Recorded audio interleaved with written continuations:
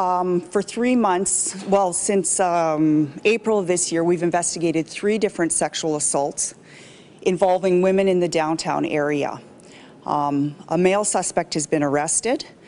What we're looking for and why we're doing this release is we feel it's very likely that there could be other complainants out there who have yet to report to police, and we are aware that there were some witnesses that came to the assistance of one of our current complainants who have not yet come forward to police. So we're hoping that they see this and come forward.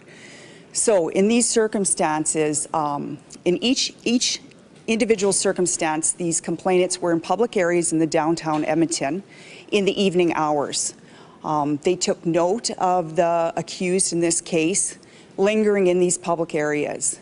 The accused waited some time until these complainants were in a more isolated area and then attacked these women and sexually assaulted them.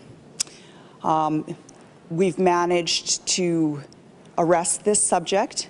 In all 3 of these instances, the women were of Asian descent and smaller in size and stature. Right at this moment, we can't deliberately say that it was because they were of Asian descent or it was more because of the size and opportunity at the time.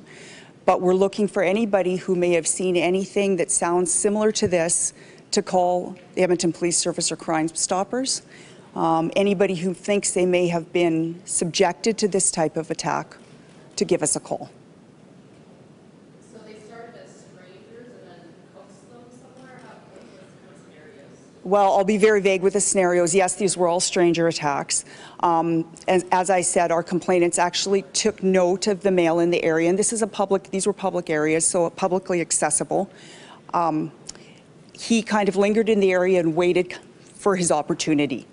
He didn't lure them anywhere, but he waited for his opportunity. So when they were a little bit more alone or a little bit more isolated. Well, I won't get into the details of the sexual assault.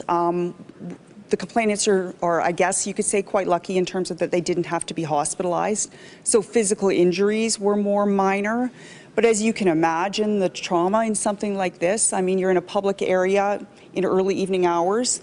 I think almost all of us would feel safe in that circumstance, just like we would in our house and if someone broke into our house. So the trauma around this would be quite lasting.